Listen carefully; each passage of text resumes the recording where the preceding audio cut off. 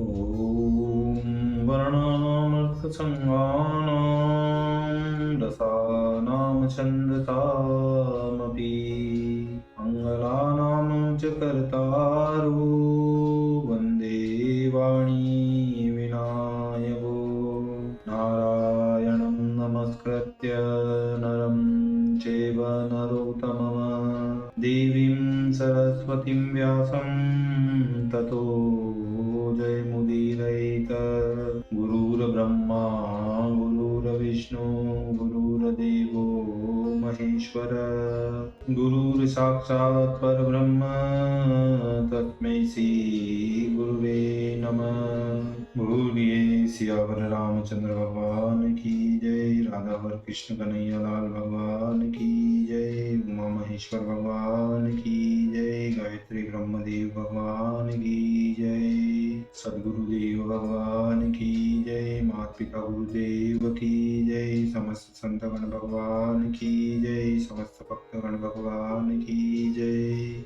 ओम नमः पार्वती पतये हर हर महादेव।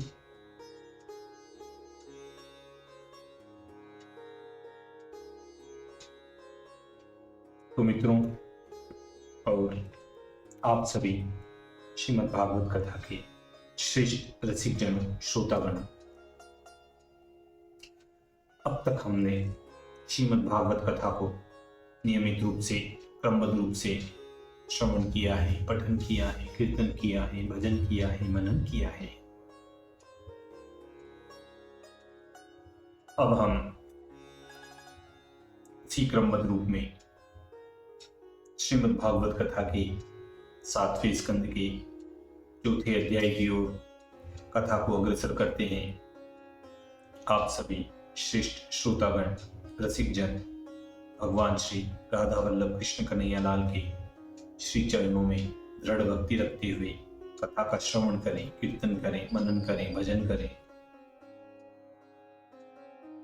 बोलिए श्री कृष्ण कन्हैया लाल भगवान की जय।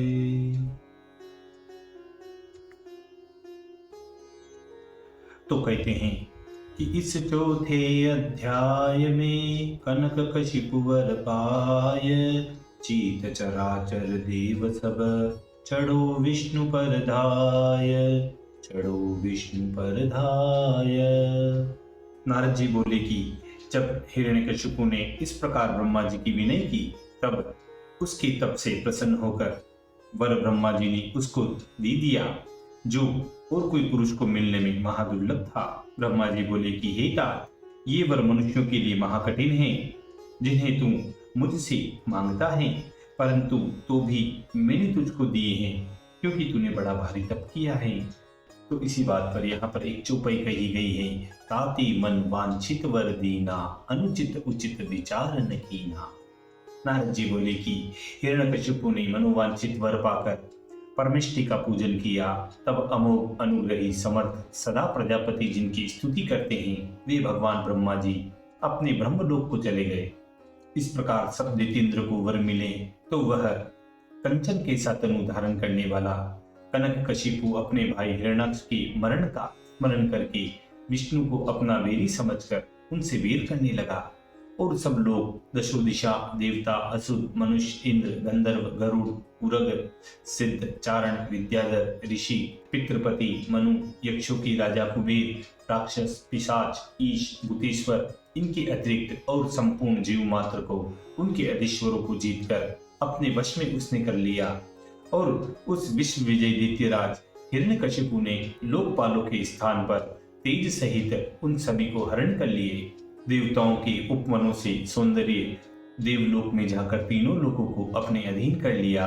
और जो महेंद्र के राजभवन विश्वकर्मा ने अपने हाथों से निर्माण किए थे, वे सुंदर सुंदर मंदिर जो सदा संपदाओं से पूरी त्रिलोकी की लक्ष्मी जहां सदा विराजमान रहती हैं, उस सुरेंद्र के स्थान में हिरण्यकशिपु नाम का महाबलवान दैत्य निवास करने लगा। जिस स्थान में विद्रुम के सोपान, महामरकत मणियों की पृथ्वी, स्फटिक मणियों की भीतें, विदुर्य मणि के खंभों की मन भावनी सुहावनी अद्भुत कांति झलक रही थी, जहाँ चित्र विचित्र चंदोवे तने हुए थे, पद्मराग मणियों की मनोहर आसन बिछे हुए थे, दूध के फेन की समान श्वेत वर्ण और नाना प्रकार के रंगों की कोमल कोमल शैया शोभा दे रही थी, और उनमें चारों ओर मोतियों की झालरें लटक रही थी, जिनके नुपुरों की झनकार से संसार मोहित हो जाए। ऐसी ऐसी सहस्रों देवांगनाएं कुंदकली सम दांतों वाली उस मनोहर रत्न स्थली में झन झन कराती चारों ओर विचरती फिरती थी, और अपने सुंदर सुंदर चंद्रवदन के प्रतिबिंब को निहार निहार प्रसन्न होती थी। ऐसे शोभायमान उन सुरेंद्र के भवन में महाबलशाली, पूर्ण प्रतापी, उदारचित, विश्व विजयी, महाप्रचंड तेजस्वी, तप के तेज के प्रभाव से सब देवता जिसके चरणों में बारंबार वंदना करते थे, ऐसा वह दैत्य हिरण्यकशिपु पूर्ण प्रतापी अपने प्रताप से चंड शासन करके दिन रात सुरपुर में रमण करता रहता था। हे राजन, महातीव्र सुगंधित वरुणी के मद से विकराल लाल लाल नेत्र, जिसके तप, योग, बल और पराक्रम से सब स्थानों के अधिकारी और लोकपाल अनेक अनेक प्रकार की भेंटें लिए खड़े रहते थे, केवल ब्रह्मा, विष्णु और शिव ने ही उसकी सेवा नहीं की। हे पांडव, इंद्र के आसन पर अपने पराक्रम से बलात्कार बैठे हुए उस हिरण्यकशिपु ने सन्मुख विश्वावसु, तुम्बुरु, अस्मदादिक सदा गाया करते थे, और गंधर्व, सिद्ध, ऋषि, विद्याधर और अप्सराएं बारंबार उसकी स्तुति करते रहते थे। जो कोई वर्णाश्रमी जगत में यज्ञ करता था, वह पहले बहुत सी दक्षिणा देकर उसको पूजन कर लेता, पीछे और काम करता था। यह अपने तेज के प्रताप से यज्ञ का विभाग भी ले लेता था। सातों द्वीपों की पृथ्वी उसके भय की मारी बिना जोते बोए सब प्रकार के अन्न और फलादिकों को उत्पन्न करती थी, और आकाश सबकी मन की आशा पूर्ण करता था, और अनेक प्रकार की आश्चर्यमयी संपदाएं प्रकट होती थी। रत्नाकर भांति भांति के रत्न अपनी लहरों से बाहर निकाल निकाल कर डालते थे। इसी बात पर यहाँ एक चौपाई भी कही गई है कि लवण मद मधु दधि धृत शीरा, बहन लगी सरितन युत नीरा। शैलों की कंदराओं के भीतर महासुखदायक क्रीड़ा स्थल आप से आप बन गए। वृक्ष छहों ऋतुओं में फूल फलों से फलने लगे। सब लोकपाल के गुण पृथक पृथक इकला हिरण्यकशिपु धारण करता था। इस प्रकार दिग्विजय सम्राट दानवराज दिग्विजय कर अपनी इच्छा अनुसार प्रिय विषयों का आनंद पूर्वक भोग भोगने लगा, परंतु इंद्रियों के न जीतने के कारण उसके मन को संतोष नहीं हुआ। इस भांति ऐश्वर्य से मंदान अभिमान से भरा हुआ पाखंडी वह हिरण्यकशिपु महाअनीति करने वाला हुआ, जिसके भय से इंद्र 71 चौकड़ी तक राज्य से भ्रष्ट रहा। ब्रह्मशाप से राक्षस तनु पाने वाले उस दैत्य को समस्त पृथ्वी का राज्य करते करते जब अनेक युग बीत गए, जब ऐश्वर्य पाकर मनुष्य मंदांध हो जाता है, तब सब धर्म को भूल जाता है। देखो, ब्रह्मा जी उस असुर के सन्मुख आए, परंतु इस अज्ञान को किंचिन मात्र भी उसे ज्ञान नहीं हुआ। इतने पर भी मतवाला बना रहा। इस बात पर एक दृष्टांत कहते हैं। दृष्टांत यह होता है कि गंगा जी के किनारे एक ऋषिवर कथा करते थे। वहां अनेक साधु संत कथा सुनने के लिए आया करते थे, और एक राजा भी कथा सुनने को आता था। प्रसाद के लालच से वहां एक खाज भरी कुतिया भी आ जाती थी और राजा के समीप भी बैठ जाती थी। राजा ने कथा में आना छोड़ दिया। बहुत दिनों पीछे वह राजा कोई पर्व समझकर गंगा स्नान को आया और उन कथा कहने वाले ऋषिश्वर को दंडवत प्रणाम किया। ऋषि ने आशीर्वाद देकर बोला कि हे राजन, आप कथा सुनने क्यों नहीं आते? राजा ने कहा कि वहां कुतियां खुजली की मारी खुर खुर करती रहती थी, इसलिए कथा में नहीं आता था मैं। ऋषिवर बोले कि आना, हम इस बात का भी प्रबंध कर देंगे। ऋषि ने अपने योग बल के प्रभाव से उस कुतिया को अप्सरा बना दिया। राजा ऋषि के कहने से कथा में आया और यह अप्सरा रूप कुतिया फिर राजा के ही निकट बैठी। तब तो राजा उसको देखकर अत्यंत ही मोहित हुआ। सबसे पहले आए और उसी के पास बैठने लगता था। दिन रात उसी के ध्यान में मतवाला रहे। सब घर बार छोड़ दिया।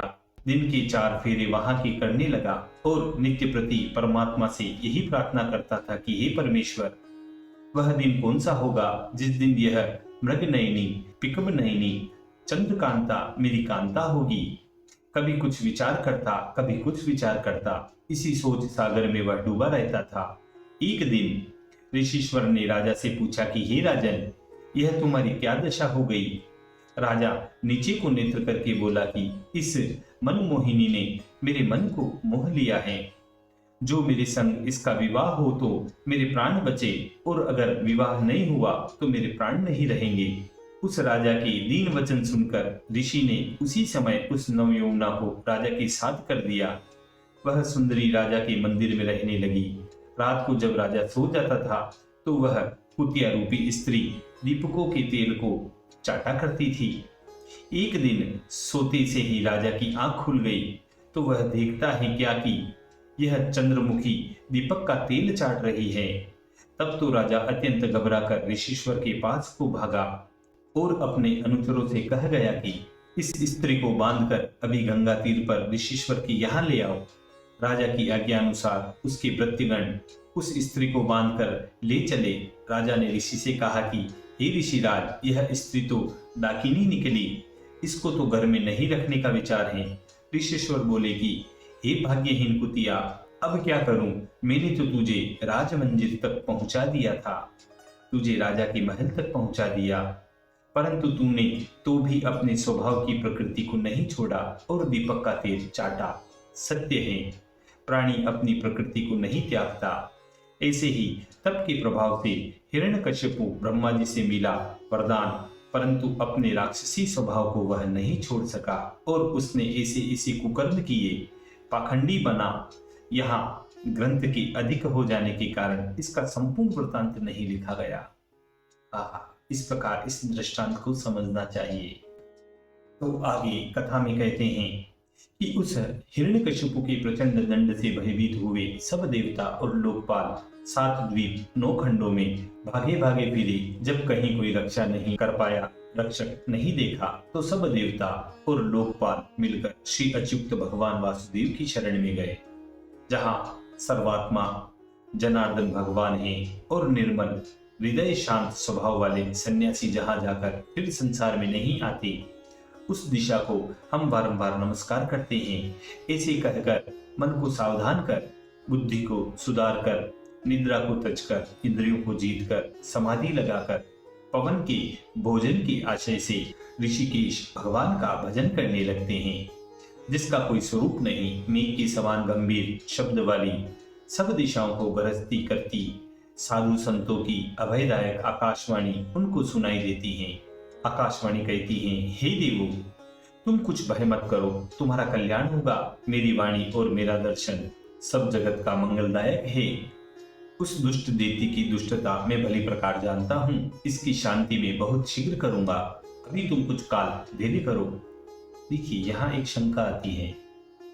शंका यह होती है कि हिरण्यकशिपु ने जिस दिन ब्रह्मा जी से वरदान पाया, उसी दिन से धर्म से, भगवान से, देवताओं से, गायों से, ब्राह्मणों से, वेदों से एकाएकी वह वेर करने लगा। तब भगवान ने देवताओं से क्यों कहा कि हे देवता लोगों, डरो मत। जब हमसे, धर्म से, देवताओं से, वेद से, ब्राह्मणों से, साधुओं से, गायों से यह वेर करेगा, तब हम उसी समय हिरण्यकश्यपु को मार डालेंगे। यह बड़ी भारी शंका होती है। तो उत्तर में कहते हैं कि इन सब की पृथक पृथक वीर राक्षस करता था। राजनीति विचार के फेरा फार करके वेद से और भगवान से तो बहुत शत्रुता करता ही था, परंतु ब्राह्मणों से वह प्रीति भी करता था और वीर भी करता था। इसी चतुराई से वीर किया था और भगवान ने कहा था कि जो सबसे एक बार वीर करेगा तो उसी समय मार डालेंगे। इसलिए भगवान ने कहा कि धीरज धरो। इस शंका का इस प्रकार निवारण होता है। अब कथा की ओर चलते हैं।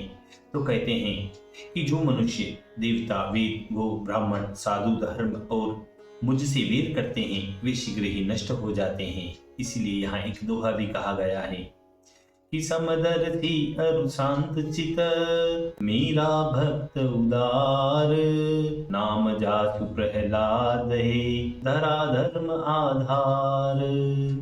ऐसे अपने पुत्र महात्मा से वेद करेगा तो यद्यपि वर भी उसको दे चुका हूं, तो भी उसको बिना मारे कभी नहीं रहूंगा।